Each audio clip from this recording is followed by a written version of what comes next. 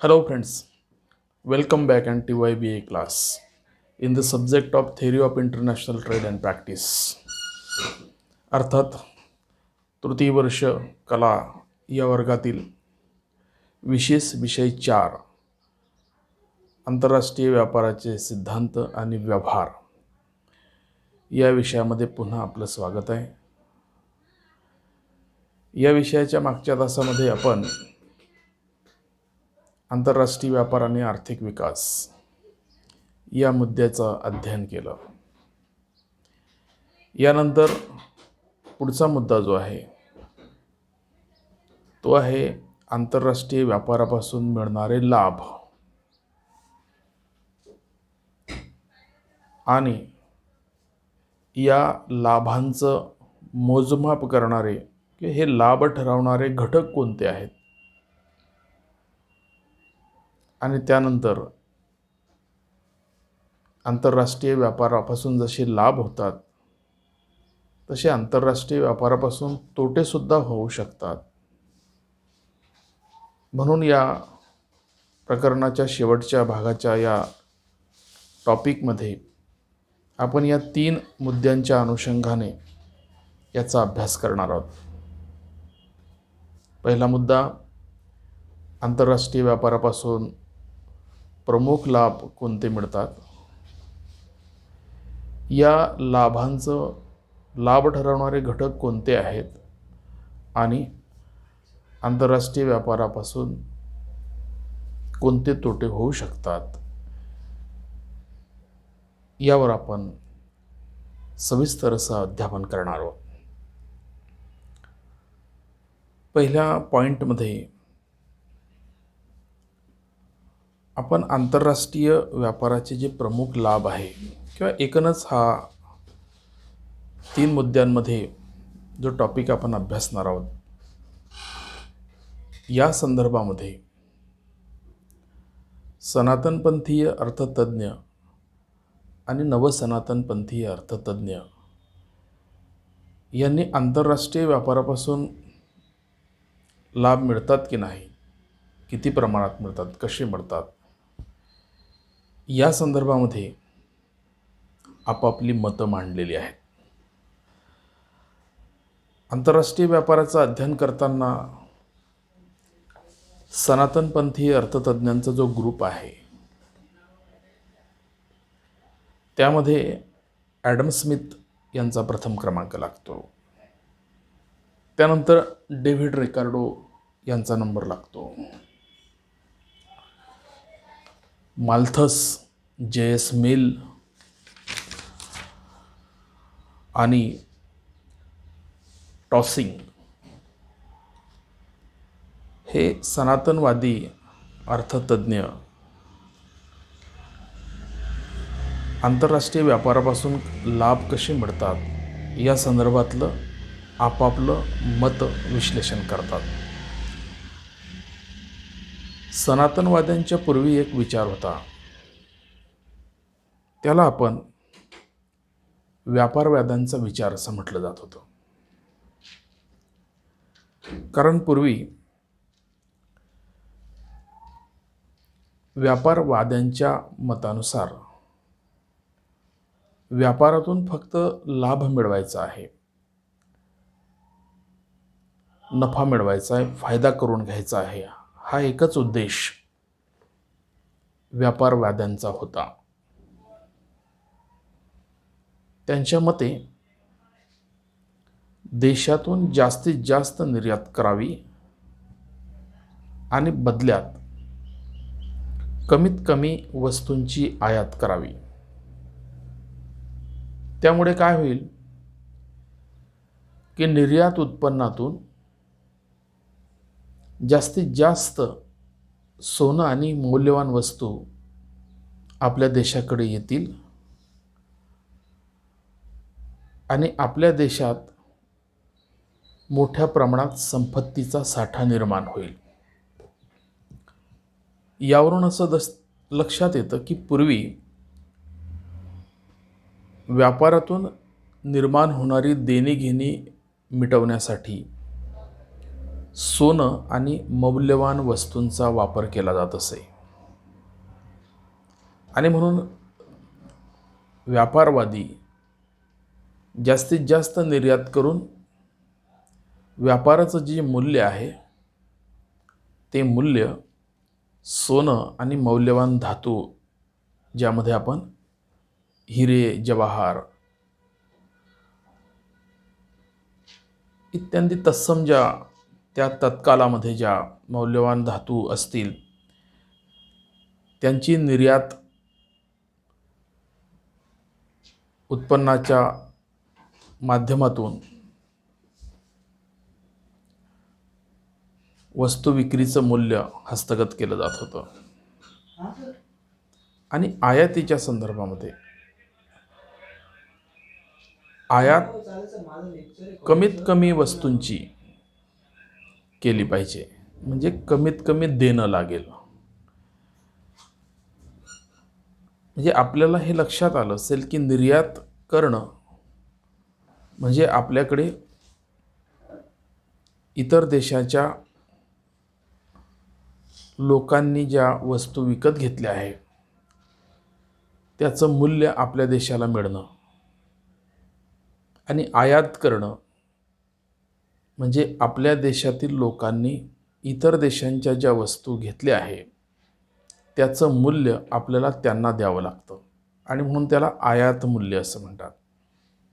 व्यापारवाद्यांच्या मताप्रमाणे जर या धोरणाचा वापर केला तर आपल्याला कमीत कमी पैसे इतरांना द्यावे लागतील, आणि आपल्याला मात्र जादा वस्तूंची विक्री केल्यामुळे, निर्यात जादा केल्यामुळे जास्तीत जास्त उत्पन्न किंवा जास्तीत जास्त पैसे मिळू शकतात, आणि त्यातून मोठ्या प्रमाणात आपल्याला नफा होऊ शकतो. हा त्यांच्या दृष्टिकोनातून आंतरराष्ट्रीय व्यापारापासून होणारा लाभ आहे असं आपल्याला म्हणता येईल. परंतु नंतर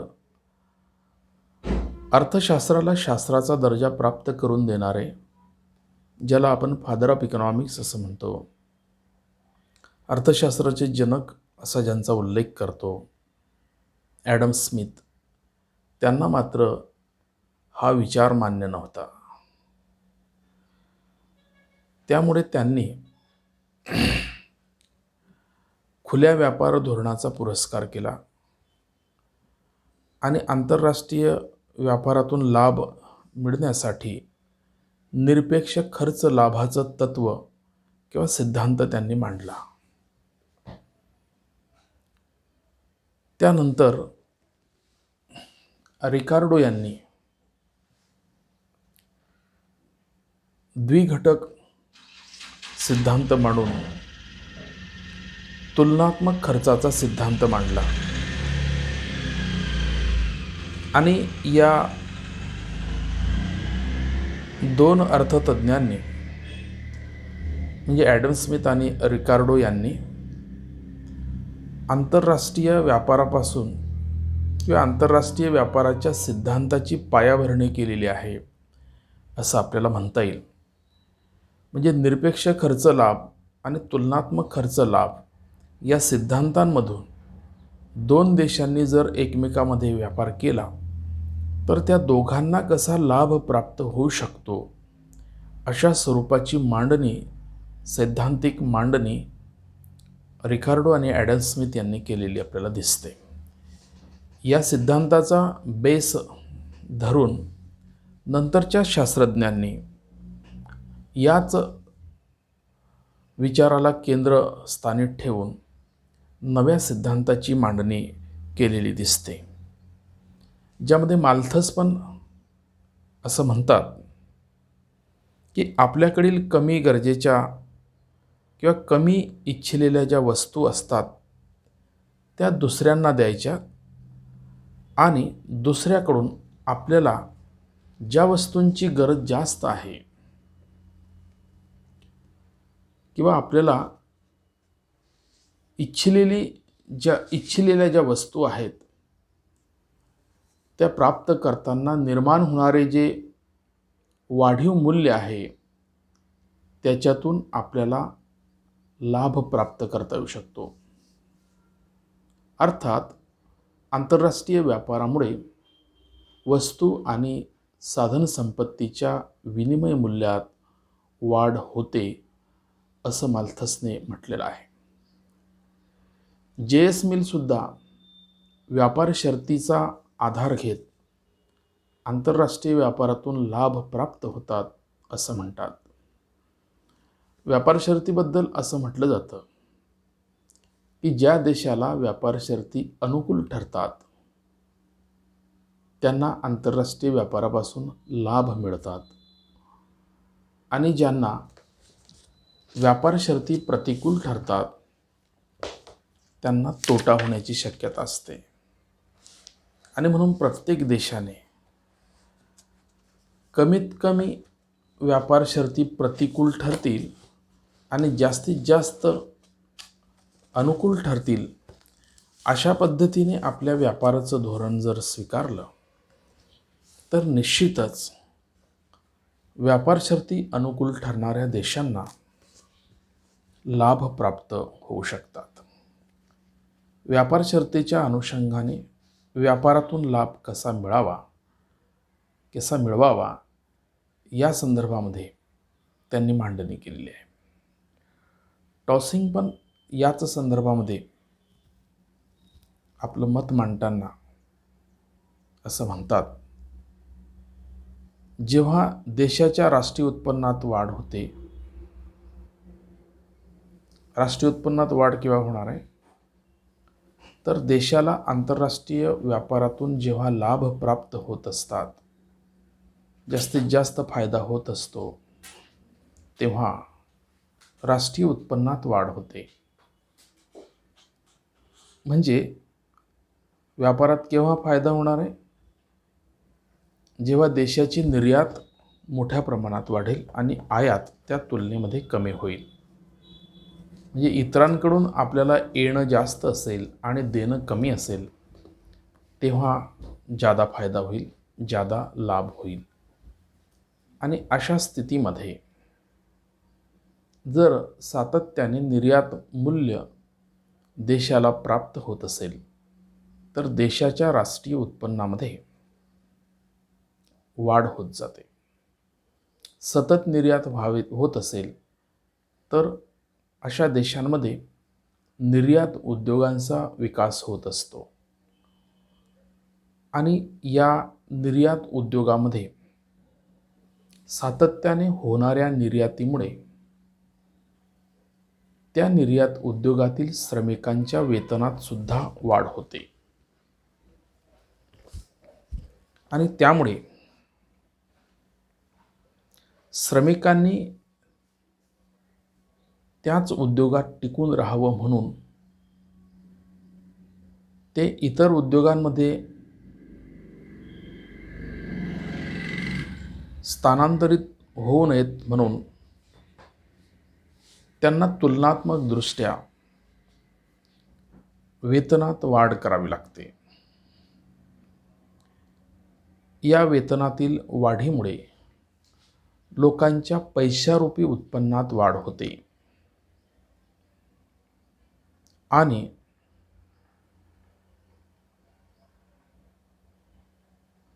आंतरराष्ट्रीय व्यापारामुळे व्यापारात सहभागी होणाऱ्या वस्तूंच्या किमतीत सर्वत्र समानता निर्माण झाल्यामुळे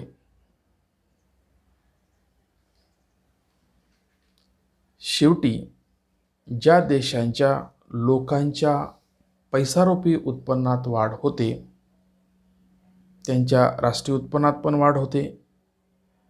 त्यामुळे देशातील उपभोक्त्यांना वस्तूंच्या किंमत समानीकरणामुळे मोठ्या प्रमाणात उपभोगाचे सुद्धा लाभ होत असतात. मौद्रिक उत्पन्न वाढल्यामुळे कमी किमतीच्या वस्तू मागणी करण्याची अशा उपभोक्त्यांची प्रवृत्ती वाढत जाते आणि त्यामुळे आंतरराष्ट्रीय व्यापारापासून निर्यातक देशांना मोठ्या प्रमाणात लाभ होत असतात. अर्थात देशाचे मौद्रिक उत्पन्न कमी असते अशा देशातील उपभोक्त्यांना व्यापारापासून तुलनात्मक लाभ कमी होत असतात. अशा रीतीने सनातनवादी अर्थतज्ञ आंतरराष्ट्रीय लाभांच्या संदर्भामध्ये मांडणी करतात. या विचारांच्या अनुषंगाने आधुनिक अर्थशास्त्रज्ञांनी सुद्धा आपले विचार मांडलेले आहेत. आधुनिक अर्थशास्त्रज्ञांमध्ये हेक्चर आणि ओहोलिन यांचा विचार महत्त्वाचा आहे. हेक्चर आणि ओहोलिन यांनी उत्पादन घटक देणग्यांच्या संदर्भामध्ये आपल्या सिद्धांताची मांडणी केलेली आहे. मागच्या अनेक व्याख्यानांमध्ये आपण नैसर्गिक साधनसामुग्रीच्या देणग्या ज्या आहेत त्या वेगवेगळ्या देशांना वेगवेगळ्या प्रमाणामध्ये, कमी अधिक प्रमाणामध्ये निसर्गाकडून दिल्या गेल्या असल्यामुळे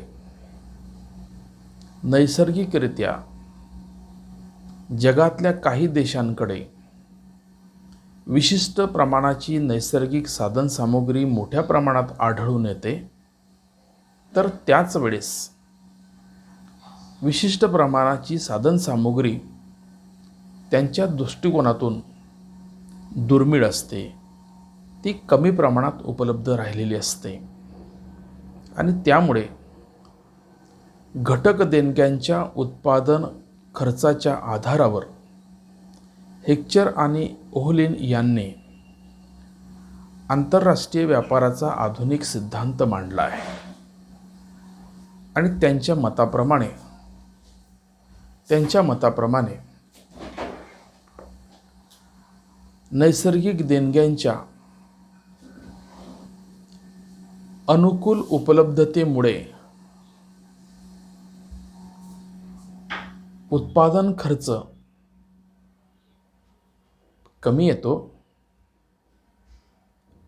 आणि नैसर्गिक देणग्यांच्या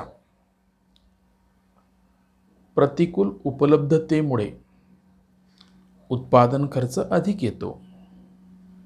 अर्थात नैसर्गिकरित्या उत्पादनाची जी साधनसामुग्री मोठ्या प्रमाणात उपलब्ध असते तिचा उत्पादन खर्च कमी येतो.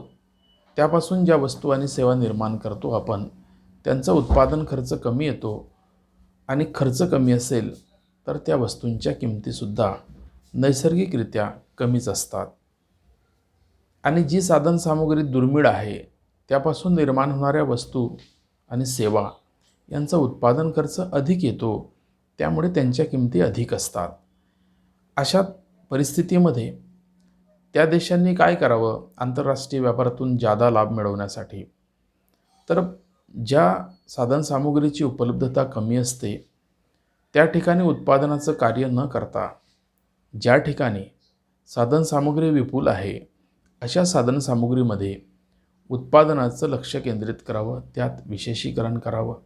अधिकाधिक उत्पादन केलं तर उत्पादन खर्च कमी येतो आणि कमीत कमी किमतीमध्ये आंतरराष्ट्रीय बाजारातून अशा वस्तूंना मागणी निर्माण होते.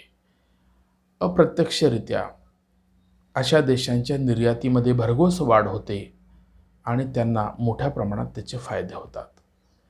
म्हणजे एखाद्या देशाला जी साधनसामुग्री दुर्मिळ असते ती कोणत्या तरी देशामध्ये विपुल प्रमाणात असते आणि म्हणून आपल्याला दुर्मिळ असणारी साधनसामुग्री ज्या ठिकाणी विपुल प्रमाणात असते त्या साधनसामुग्रीतून निर्माण होणाऱ्या वस्तू आणि सेवांचं उत्पादन खर्च त्यांच्याकडे कमी येतो, त्यामुळे त्या वस्तूंच्या किमती ते कमी ठेवतात आणि म्हणून आपल्याला त्या वस्तू कमी किमतीमध्ये मिळतात. म्हणजे अशा रीतीने प्रत्येक देश कोणत्या ना कोणत्या साधनसामुग्रीत विपुल असल्यामुळे त्या वस्तूंचा उत्पादन खर्च कमी होतो आणि त्यामुळे त्यांच्या किमती कमी होतात. जगातल्या अनेक देशांमध्ये अशाच प्रकारचं सूत्र असल्यामुळे सगळ्याच प्रकारच्या वस्तू या कमी किमतीमध्ये जगातल्या उपभोक्त्यांना प्राप्त होतात आणि यातून घटक किमतींचं समानीकरण प्रस्थापित झाल्यामुळे जगातल्या संपूर्ण देशामध्ये जे उपभोक्ते असतात त्यांना स्वस्त किमतीमध्ये वस्तू उपलब्ध होऊ शकतात. अशा पद्धतीची आधुनिक मांडणी हेक्चर आणि ओहलिन यांनी केलेली आहे. त्याच पद्धतीने ग्रॅहम, सॅम्युएल्सन, हॅबरलर यांनी आधुनिक आंतरराष्ट्रीय व्यापाराच्या सिद्धांताची मांडणी केली आहे आणि त्यातून आंतरराष्ट्रीय व्यापारातून लाभ कसे प्राप्त होतात याच्या संदर्भातलं सविस्तर विश्लेषण केलेलं आहे. सनातनवादी आणि आधुनिक विचारवंतांच्या एकूणच विचारसरणीचा जो सार आहे आंतरराष्ट्रीय लाभांच्या संदर्भामध्ये, तो आपल्याला संक्षिप्त रूपामध्ये असा मांडता येतो. तो म्हणजे की वस्तूचा अंतर्गत उत्पादन खर्च आणि वस्तूला आंतरराष्ट्रीय बाजारात मिळणारी किंमत लाभाची मात्रा ठरवते, फायद्याची मात्रा ठरवते. म्हणजे अंतर्गत उत्पादन खर्च कमी असेल व वस्तूला आंतरराष्ट्रीय बाजारात जर मागणी जास्त असेल तर त्या देशाला फायदा होऊ शकतो, असं या दोघंही विचारसरणींच्या माध्यमातून आपल्याला सांगता येतं. अंतर्गत उत्पादन खर्च आणि आंतरराष्ट्रीय किंमत यातील अंतर जितकं जास्त तितका आंतरराष्ट्रीय व्यापारापासून होणारा लाभ जास्त. म्हणजे खर्च जितका कमी आणि बाजारातील किंमत जेवढी जास्त तेवढा आंतरराष्ट्रीय व्यापारातून लाभ किंवा फायदा प्रत्येक देशाला मिळू शकतो, असं यांचं मत आहे. आंतरराष्ट्रीय व्यापारापासून प्रत्येक देशाला कमी जास्त प्रमाणात लाभ होत असतात. मात्र लाभ नेमक्या कोणत्या कारणांनी आणि किती प्रमाणात प्राप्त होतात हे सांगणं मात्र कठीण आहे. त्यामुळे त्याचं अचूक मापनसुद्धा आपल्याला करता येत नाही. परंतु हे निश्चित आहे की आंतरराष्ट्रीय व्यापारातून अनुकूल उत्पादन साधन सामुग्रीच्या उपलब्धतेमुळे मोठ्या प्रमाणात उत्पादन केलं तर खर्च कमी येतो आणि अशा वस्तूंच्या किमतीसुद्धा आपल्याला कमी ठेवता येतात आणि उपभोक्त्यांच्या प्रवृत्तीच्या अनुसार कमीत कमी किमती असणाऱ्या वस्तूंची मागणी जास्त असते. त्यामुळे व्यापारवादी धोरणाच्या माध्यमातून कमीत कमी खर्चात अधिकाधिक वस्तूंचं उत्पादन जर केलं तर आपल्या वस्तूंना मोठ्या प्रमाणात मागणी निर्माण होते आणि त्यातून आपल्याला जादा लाभ प्राप्त होऊ शकतात. अशा रीतीने आपण सनातनवादी आणि नवसनातनवादी किंवा आधुनिक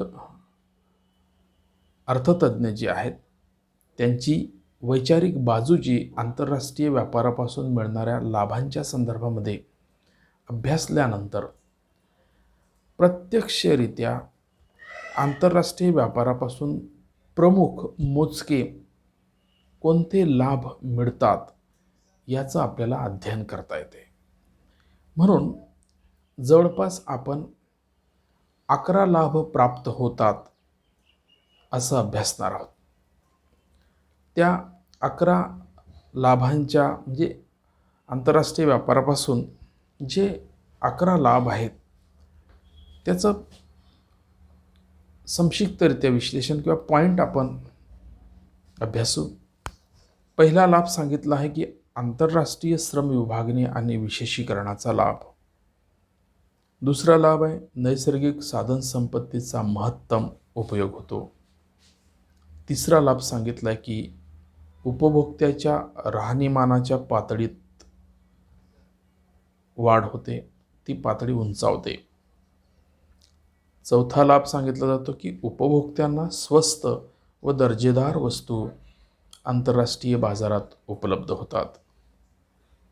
पाचवा लाभ सांगितला जातो की कच्चा माल मोठ्या प्रमाणात उपलब्ध होतो. आणि सहावा लाभ सांगितला आहे की नैसर्गिक आपत्तीचं निवारण करता येऊ शकते.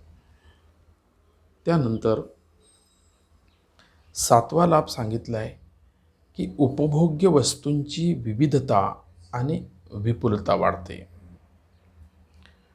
8वा लाभ सांगितला आहे की स्पर्धा वाढून मक्तेदारीचा पायबंद बसतो किंवा मक्तेदारीला नियंत्रण येत असतात. 9वा लाभ सांगितला की घटक गतिशीलतेत वाढ होते. 10वा लाभ सांगितला की आंतरराष्ट्रीय एकात्मता आणि सहकार्यामध्ये वाढ होत असते. आणि 11वा शेवटचा लाभ सांगितला की आंतरराष्ट्रीय रोखतेचा जो प्रश्न निर्माण होतो तो प्रश्नसुद्धा आपल्याला सोडवता येतो. म्हणून आपण या लाभांचं एकेका लाभांचं सविस्तर असं विश्लेषण आपण बघू. या विश्लेषणातून आपल्याला आंतरराष्ट्रीय व्यापारातून लाभ कसे होतात याचं ज्ञान प्राप्त होईल. आंतरराष्ट्रीय श्रम विभागणी आणि विशेषीकरण हा मुद्दा असा आहे की जो अनेक बाबतीमध्ये आपल्याला अभ्यासता येतो किंवा हा मुद्दा अनेक व्याख्यानांमध्ये आणि अनेक टॉपिकमध्ये सारखा पण आपल्याला आढळून येऊ शकतो. परंतु आपल्याला त्या त्या संदर्भानुसार त्याचं विश्लेषण करावं लागतं. श्रम विभागणी आणि विशेषीकरण, वस्तूंच्या उत्पादनातलं विशेषीकरण. श्रम विभागणी म्हणजे काय? तर अनेक लोक अनेक प्रकारची कामं करत असतात किंवा एक व्यक्ती सगळीच कामं करू शकत नाही आणि म्हणून एखाद्या व्यक्तीला जे काम येतं तेच काम त्याला करायला लावणं आणि अशा रीतीने वेगवेगळ्या कामांसाठी वेगवेगळ्या व्यक्तींना कामावर लावणं म्हणजे त्यांच्यामध्ये आपल्याला काम वाटून दिलं जातं असं म्हणता येतं सोप्या भाषेमध्ये. म्हणून सर्वच व्यक्ती सर्वच कामे एकसारख्या कार्यक्षमतेने करू शकत नाही. कारण प्रत्येक व्यक्तीची कार्यक्षमता जी आहे, काम करण्याची पद्धती जी आहे, काम करण्यातील जे कौशल्य आहे, त्यासोबत काम करण्याची त्याची जी इच्छा आहे, पात्रता आहे, ती वेगवेगळी आहे प्रत्येक व्यक्तीमध्ये. एखादी व्यक्ती एखादं काम इतरांपेक्षा अधिक कार्यक्षमतेने करू शकते. म्हणून त्या व्यक्तीला सर्वच कामं आपण जर सांगितली तर कदाचित ते काम ती व्यक्ती व्यवस्थितपणे करू शकत नाही. पण त्याला जे काम येतं, जे काम त्याला आवडतं,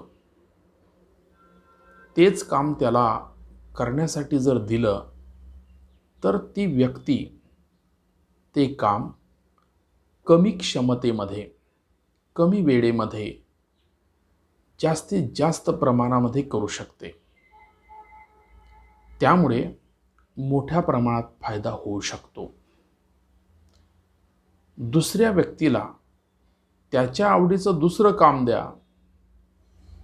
अशा रीतीने प्रत्येकाच्या आवडीनिवडीनुसार, कार्यक्षमतेनुसार आणि पात्रतेनुसार कामाचं विभाजन जर केलं तर त्याला श्रम विभाजन असं म्हणतात.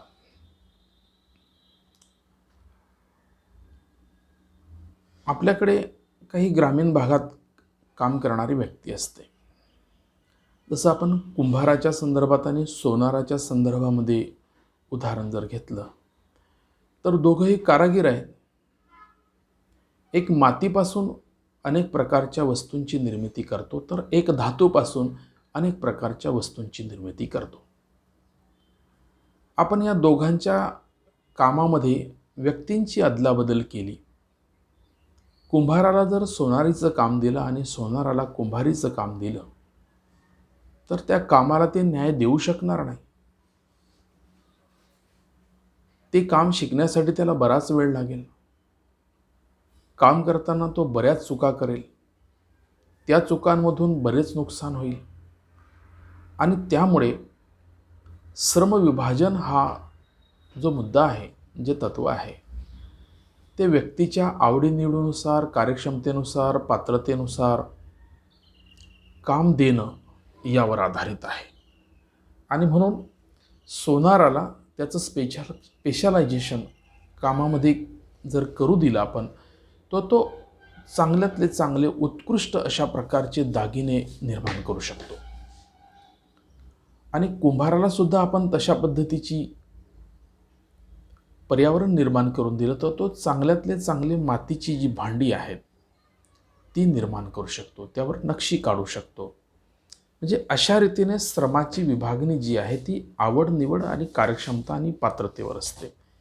म्हणून आंतरराष्ट्रीय पातळीवर सुद्धा हाच निकष वापरला जातो आणि त्या निकषाप्रमाणे श्रमाचं विभाजन केलं जातं. कारण मानवी संसाधनाच्या दर्जामुळे किंवा मानवी संसाधनाच्या दर्जातील भिन्नतेमुळे शोध, संशोधन आणि विकास कार्यामुळे एखाद्या वस्तूचे एखाद्या देशात मोठ्या प्रमाणावर उत्पादन करणं शक्य असते. ज्या वस्तूंचे कमीत कमी श्रमात, कमीत कमी वेळेत आणि कमीत कमी खर्चात मोठ्या प्रमाणावर उत्पादन करणं शक्य आहे, त्या वस्तू उत्पादनाकडे श्रमशक्ती वळवली जाते. यालाच श्रमाचं आंतरराष्ट्रीय विभाजन असं म्हटलं जातं. थोडक्यात श्रमाचे विभाजन तुलनात्मक खर्च आणि तुलनात्मक लाभ या आधारानेच केलं जातं. विशेषीकरणाबद्दल सुद्धा आपल्याला वेगळं विश्लेषण करावं लागतं. जसं श्रम विभाजनाबद्दल केलं तसं एकच काम आपण पुन्हा पुन्हा केलं तर त्या कामामध्ये आपण निपुण बनतो, त्या कामामध्ये आपण तरबेज बनतो. त्यालाच कामाचं विशेषीकरण असं म्हटलं जातं. विशेषीकरणामुळे श्रमिकांचं कौशल्य सातत्याने वाढत जातं.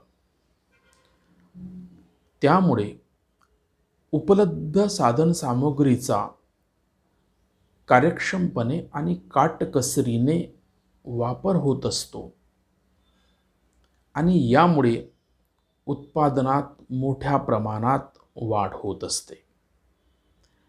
याच तत्वाच्या आधारावर आंतरराष्ट्रीय पातळीवर विशेषीकरणाचं तत्व लागू केलं जातं.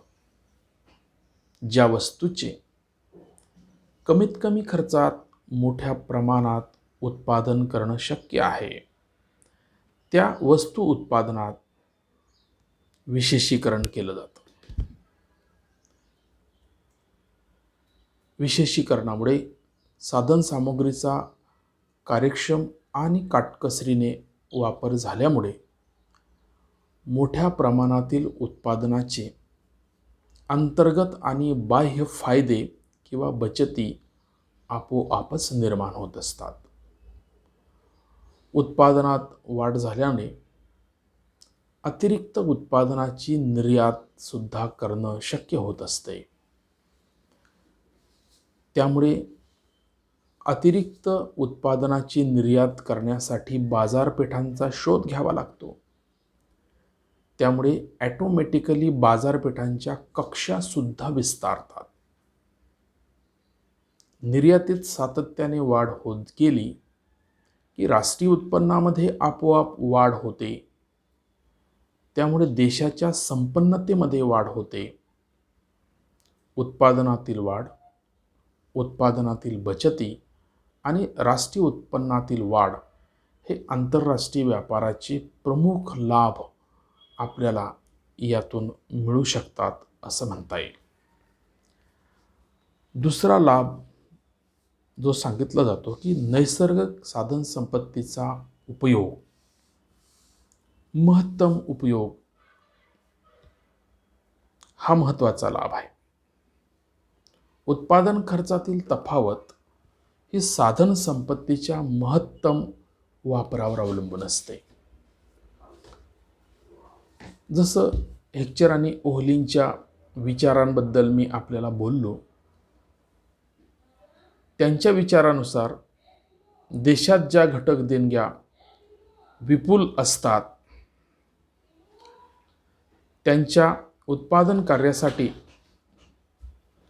पूर्ण कार्यक्षमतेने आणि काटकसरीने वापर करून मोठ्या प्रमाणावर वस्तूंचे उत्पादन करणं शक्य होते. अतिरिक्त उत्पादनाची निर्यात करून बदल्यात ज्या वस्तू उत्पादनाला नैसर्गिक घटक देणग्या विपुल असतील त्यांचा उत्पादन करण्यासाठी पूर्ण कार्यक्षमतेने आणि काटकसरीने वापर करून मोठ्या प्रमाणावर वस्तूंचे उत्पादन करणे शक्य होते. अतिरिक्त उत्पादनाची निर्यात करून बदल्यात ज्या वस्तू उत्पादनाला नैसर्गिक घटक देणग्यांची प्रतिकूलता आहे त्या वस्तूंची आयात करून लाभ मिळवता येतात. आंतरराष्ट्रीय व्यापारातून दुर्मिळ उत्पादन घटक आणि दुर्मिळ वस्तूंची उपलब्धता होत असते. उपलब्ध नैसर्गिक साधन सामुग्री अशा वस्तूंवर खर्च न करता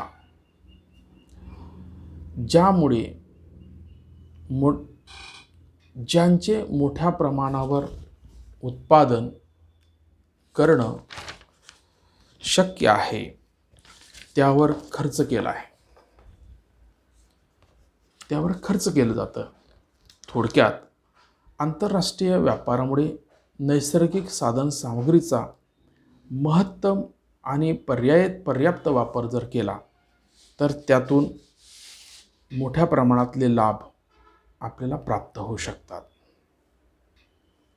तिसरा लाभ सांगितला जातो की राहणीमानाच्या पातळीमध्ये वाढ होत असते.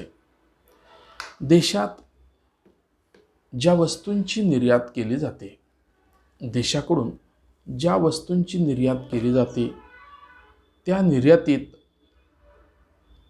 सातत्याने वाढ होत असेल तर त्या निर्यात उद्योगात काम करणाऱ्या श्रमिकांच्या वेतनात सुद्धा वाढ होते. निर्यात उद्योगाबरोबर इतर क्षेत्रातील वेतन दरामध्ये सुद्धा वाढ होते. त्यामुळे लोकांच्या पैसारूपी उत्पन्नात वाढ होते.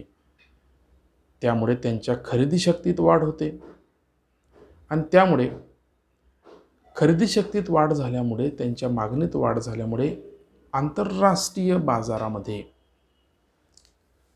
त्याच वेळेस उच्च दर्जाच्या वस्तू कमी किमतीमध्ये उपलब्ध असल्यामुळे लोक अशा वस्तूंच्या उपभोग घेण्यामध्ये रुची निर्माण करतात. त्यामुळे मौद्रिक किंवा लोक आपले मर्यादित पैसारूपी उत्पन्नाच्या सहाय्याने जागतिक दर्जांच्या वस्तूंचा उपभोग घेत असल्यामुळे त्यांच्या राहणीमानाच्या दर्जामध्ये सुधारणा होत असते. म्हणजे लोक देशी वस्तूंबरोबरच विदेशी वस्तूंचा सुद्धा आपल्या उपभोगात वापर करतात आणि त्यामुळे त्यांच्या राहणीमानाच्या दर्जामध्ये सुद्धा सुधारणा होत असते. म्हणजे वस्तू निर्माण करणाऱ्या देशाला निर्यात करून आंतरराष्ट्रीय व्यापारात लाभ प्राप्त करता येतो, तर कमी किमतीच्या उच्च दर्जाच्या वस्तूंचा उपभोग घेऊन उपभोक्त्यांना उपभोगातून आपल्याला लाभ प्राप्त करता येऊ शकतो. अशा रीतीने उपभोक्त्यांच्या उच्च दर्जाच्या वस्तूंचा उपभोग घेतल्यामुळे त्यांच्या राहणीमानाच्या दर्जात वाढ होताना आपल्याला दिसते. हा सुद्धा महत्त्वाचा लाभ आपल्याला सांगता येतो. तिसरा, उपभोक्त्यांना स्वस्त व दर्जेदार वस्तू उपलब्ध होतात. या मुद्द्याच्याच अनुषंगाने पुढचा मुद्दा आहे. कारण व्यापारामुळे विदेशातील वस्तूंचे आपल्या देशामध्ये आगमन होते. कारण आंतरराष्ट्रीय व्यापार हा अनेक देशांनी मिळून घडून येत असतो, हे आपण पाहतोय. देशी वस्तू आणि विदेशी वस्तूंमध्ये स्पर्धा सुरू असते.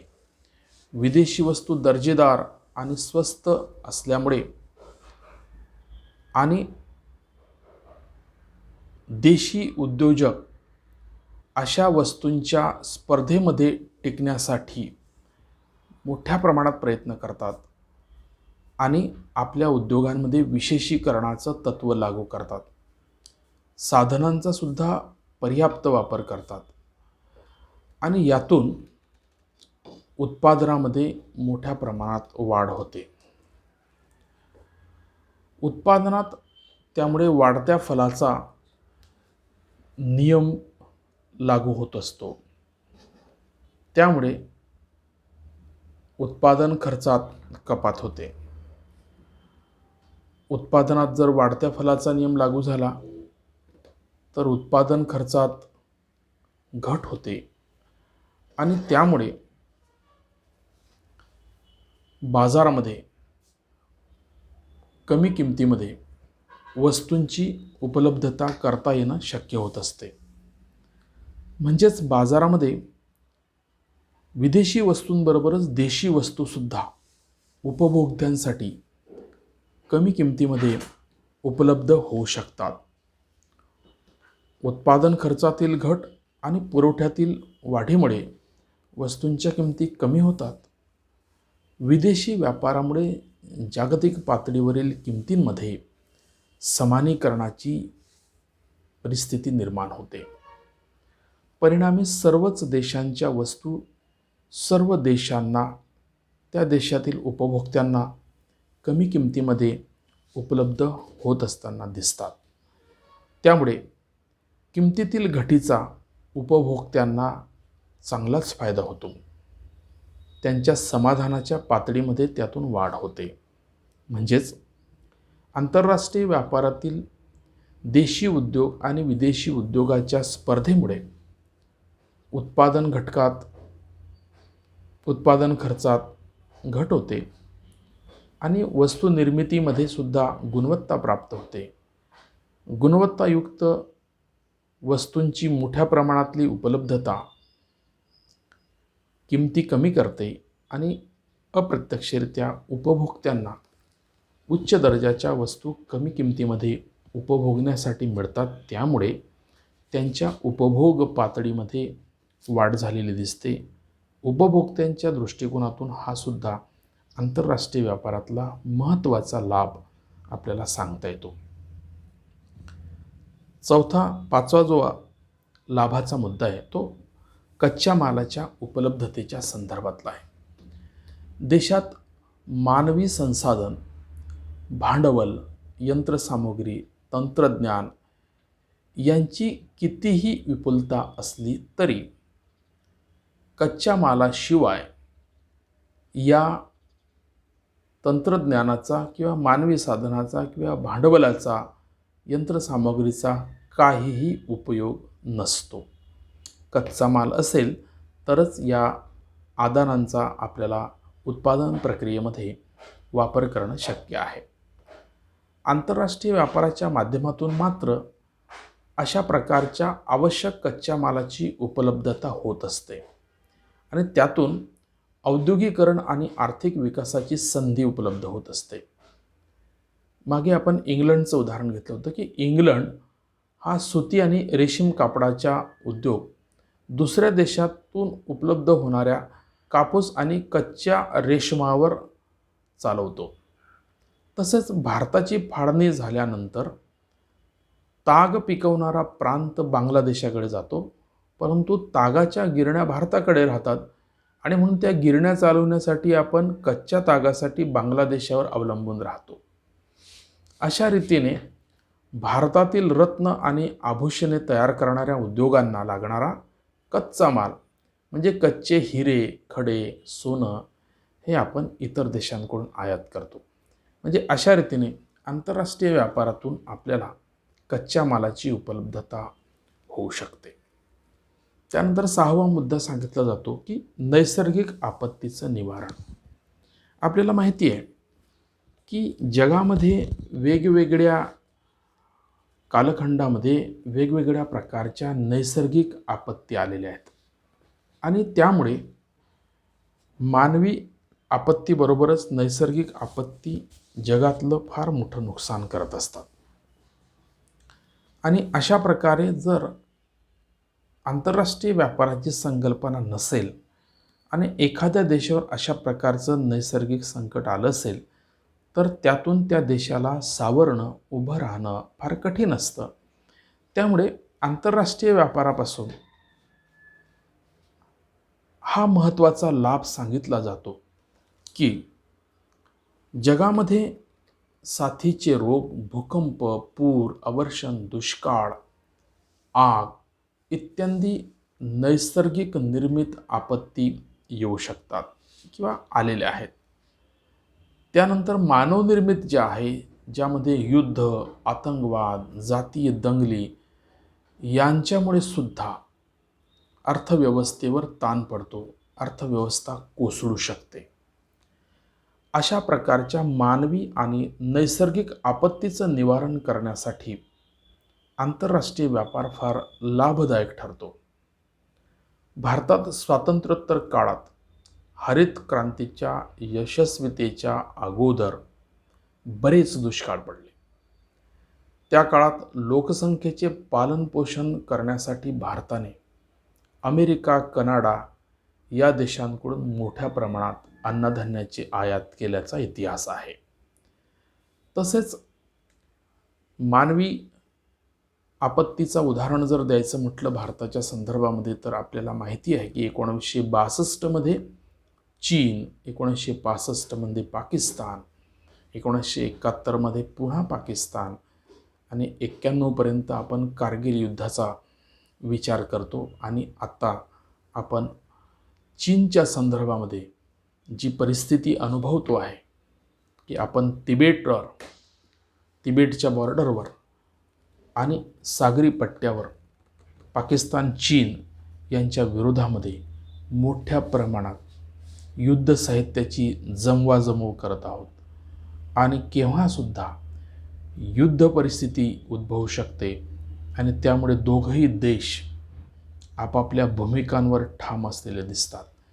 या सगळ्या मानवनिर्मित कृतीमुळे सुद्धा अर्थव्यवस्थेवर ताण पडताना आपल्याला दिसतो.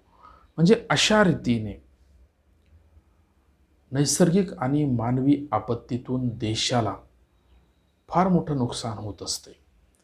आणि अशा नुकसानीतून सावरण्यासाठी आंतरराष्ट्रीय स्तरावर आंतरराष्ट्रीय व्यापाराच्या माध्यमातून अनेक प्रकारच्या मदती संकटग्रस्त देशांना होऊ शकतात, मिळू शकतात.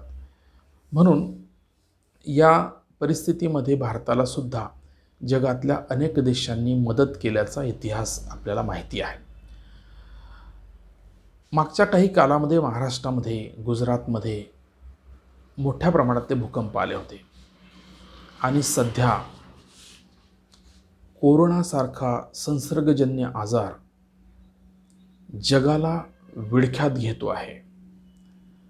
आणि याच्यापासून मुक्त होण्यासाठी जगभरातले देश एकमेकांना आर्थिक मदत करत आहेत, वस्तुरूप मदत करत आहेत, औषधरूप मदत करत आहेत. वेगवेगळ्या प्रकारच्या संशोधन कार्यामध्ये एकत्र येऊन कोरोनाच्या विरोधामध्ये औषध निर्माण करण्यासाठी संघटितपणे अशी लढाई करत आहेत.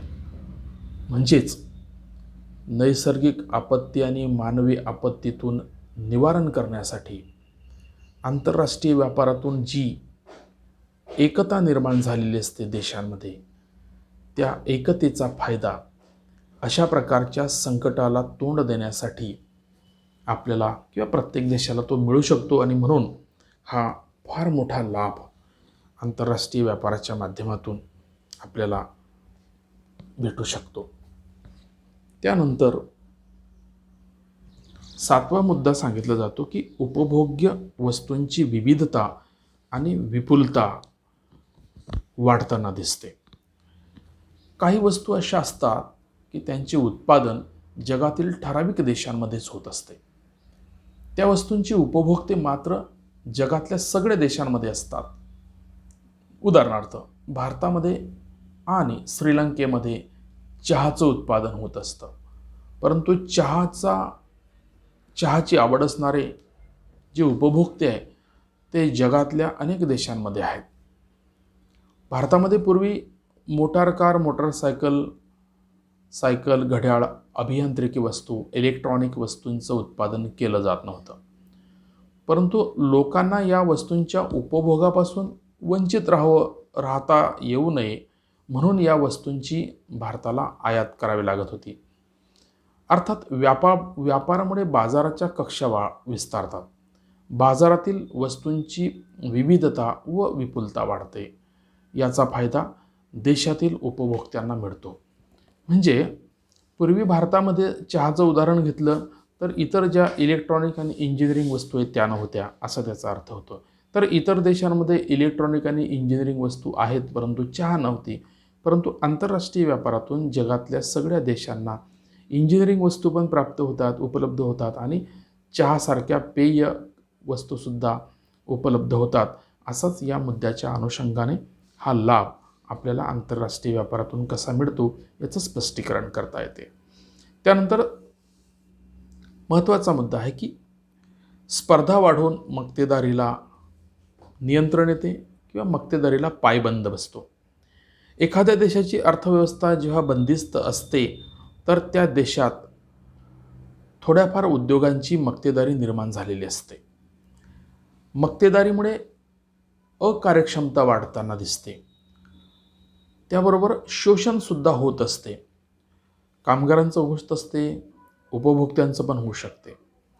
परंतु आंतरराष्ट्रीय व्यापारामुळे वस्तू आणि उत्पादन घटकांची गतिशीलता वाढत असल्यामुळे देशी आणि विदेशी वस्तूंच्या उद्योगांमध्ये, वस्तू निर्मितीमध्ये, उत्पादन खर्चामध्ये, बाजारपेठेतील वस्तू विकण्याच्या संदर्भामध्ये अनेक प्रकारच्या स्पर्धा निर्माण होत असतात, स्पर्धा सुरू होत असतात.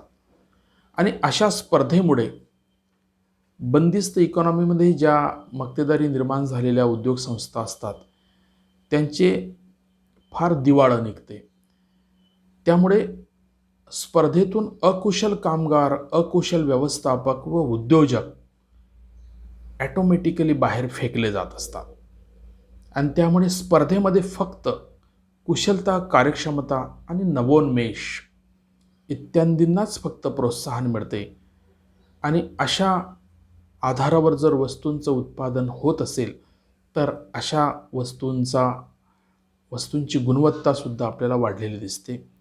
म्हणजेच कमी किमतीमध्ये गुणवंत वस्तू, क्वालिटीच्या वस्तू उपभोक्त्यांना मिळतात आणि मक्तेदारीपासून सुद्धा मुक्तता मिळते. म्हणजे अशा रीतीने स्पर्धेतून मक्तेदारी बाद होते. हा आंतरराष्ट्रीय व्यापाराचा फार मोठा लाभ उपभोक्त्यांना आणि उद्योगांना मिळत असतो. त्यानंतर घटक गतिशीलतेमध्ये वाढ होते. श्रम आणि भांडवल हे घटक देशातल्या देशात जास्त गतिशील असतात. दोन देशात तुलनात्मकदृष्ट्या गतिशीलता कमी असते. परंतु जसा जसा वाहतूक आणि दळणवळणाच्या साधनांचा विकास होतो तसतशी घटकांची आंतरराष्ट्रीय गतिशीलता वाढत असते. वाढलेल्या गतिशीलतेमुळे दुसऱ्या घटकांची दुर्मिळतासुद्धा कमी होत असते. विकसनशील देशातील श्रमिक औद्योगिक देशांमध्ये स्थलांतरित होताना दिसतात. त्यामुळे श्रमिक, तंत्रज्ञ, शास्त्रज्ञ यांच्या पुरवठ्यात वाढ झालेली दिसते. त्यामुळे उत्पादन खर्चामध्ये सुद्धा बचत होत असते. दुसरीकडे विकसित देशातील भांडवल, तंत्रज्ञान, व्यवस्थापक विकसनशील देशामध्ये सुद्धा येताना दिसते, गतिशील होताना दिसते. विकसनशील देशांचा भांडवलाचा आणि तंत्रज्ञानाचा जो प्रश्न असतो तो प्रश्न यातून काही प्रमाणात सुटू शकतो किंवा सुटलेला आहे असे आपल्याला दिसेल.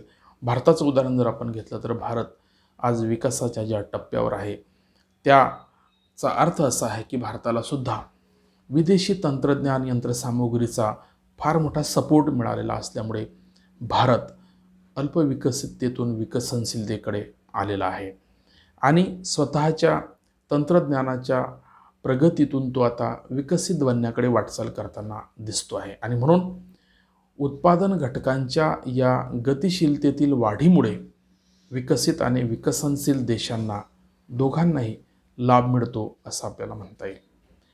10वा मुद्दा आहे आंतरराष्ट्रीय एकात्मता आणि सहकार्यामध्ये वाढ होते. आंतरराष्ट्रीय व्यापारामुळे वेगवेगळ्या देशांमध्ये सहकार्याची भावना निर्माण होत असते. ती भावना अधिकाधिक वाढत असते दिवसेंदिवस. त्यामुळे देशादेशातील तणावसुद्धा दूर होताना दिसतात. अनेक देशांचे सीमावादावरचे प्रश्न आहे, जसं की आत्ता आपण भारत चीनच्या संदर्भामध्ये हा मुद्दा सध्या दिसून येतोय आपल्याला सीमेवरनं. परंतु चर्चेतून अशा प्रकारचे प्रश्न बऱ्याचदा मिटलेले आहेत असं आपल्याला दिसते. म्हणून विकसित सीमावादाकडे सुद्धा या संबंधातून दुर्लक्ष होताना दिसते. विकसित देश आणि विकसनशील देशांच्या विकासासाठीचं सहकार्य सातत्याने भेटत असते. आंतरराष्ट्रीय सहकार्यात वाढ करण्यासाठी आंतरराष्ट्रीय स्तरावर सुद्धा अनेक प्रकारच्या संस्थांची निर्मिती झालेली दिसते, ज्यामध्ये प्रामुख्याने आपण आंतरराष्ट्रीय नाणेनिधी, जागतिक बँक, युरोपियन आर्थिक समुदाय, विकसित राष्ट्रांचा संघ, जागतिक व्यापार संघटना, सार्क, एशियन, आंतरराष्ट्रीय विकास परिषद इत्यादी संस्थांची निर्मिती झालेली आहे आणि त्याचा लाभ जगातल्या सर्व सभासद राष्ट्रांना होताना दिसतो, ज्यामुळे आंतरराष्ट्रीय एकात्मतेत आणि सहकार्यात वाढ झालेली आपल्याला दिसते. यातून जगाचा संतुलित विकास करण्याचा प्रयत्न होत असताना दिसतो. यातून सर्वच देशांना, सर्वच सभासद राष्ट्रांना कमी जास्त लाभ प्राप्त होताना सुद्धा दिसतात. शेवटचा मुद्दा आहे की आंतरराष्ट्रीय रोखतेचा प्रश्न. आंतरराष्ट्रीय व्यापारातून जी देणेघेणे निर्माण होतात ती मिटवण्यासाठी एकमेकांच्या चलनाचा विनिमय करावा लागतो. आर्थिक विकासासाठी जी विकासात्मक आयात करावी लागते त्याचे मूल्य देण्यासाठी विदेशी चलनाचा साठा प्रत्येक देशाला जवळ बाळगावा लागतो. विदेशी चलनाच्या साठ्यात वाढ करण्यासाठी निर्यात करावी लागते आणि रोखतेचा प्रश्न त्यातून सोडवता येऊ शकतो. परंतु रोखतेचा प्रश्न सोडवण्यासाठी बऱ्याचदा नाणेनिधी आणि जागतिक बँक, एशियन बँक आपल्याला मदत करत असतात. अशा रीतीने व्यापाराच्या माध्यमातून उत्पादन, रोजगार, उत्पन्न आणि राहणीमानात सुधारणा घडून येताना दिसते. त्यातून आंतरराष्ट्रीय व्यापारात सहभाग घेणाऱ्या देशांच्या आर्थिक विकासामध्ये सुद्धा वेग आलेला दिसतो. आर्थिक विकासाचा वेग वाढलेला दिसतो. त्यामुळे या सर्वांनाच कमी अधिक प्रमाणात आंतरराष्ट्रीय व्यापारात सहभाग घेतल्याबद्दल, आयात निर्यात केल्याबद्दल कमी जास्त प्रमाणात लाभ मिळालेले आहेत असं आपल्याला म्हणता येते. आणि म्हणून आंतरराष्ट्रीय व्यापार हा अनेक देशांना वेगवेगळ्या प्रकारच्या संधी उपलब्ध करून देतो. वेगवेगळ्या प्रकारच्या मानवी आणि नैसर्गिक संकटांवर मात करण्यासाठी आंतरराष्ट्रीय क्षेत्रातून त्यांना मोठ्या प्रमाणात वेगवेगळ्या स्वरूपामध्ये मदतसुद्धा प्राप्त होत असते. आणि म्हणून कमकुवत देशांना लवकर उभं राहतासुद्धा येतं आणि अशा प्रकारचे संकट सहन करण्याची ताकदसुद्धा त्यांच्यामध्ये निर्माण होत असते. अशा रीतीने आंतरराष्ट्रीय व्यापारापासून मिळणाऱ्या प्रमुख लाभांबद्दल आपण सविस्तर अशी माहिती घेतलेली आहे. यानंतर आपण हे लाभ कसे प्राप्त होतात याच्या संदर्भामध्ये आपण अभ्यासणार आहोत. तोपर्यंत आपण इथं थांबूया. घरीच राहा, सुरक्षित राहा आणि कोरोनाच्या लढाईसाठी आपण आपल्या देशाला सहकार्य करा. कोरोनामुक्त भारतासाठी आपली भूमिका फार महत्त्वाची आहे. म्हणून आपण आपलं काम घरी बसून सुद्धा चांगलं करू शकतात. धन्यवाद.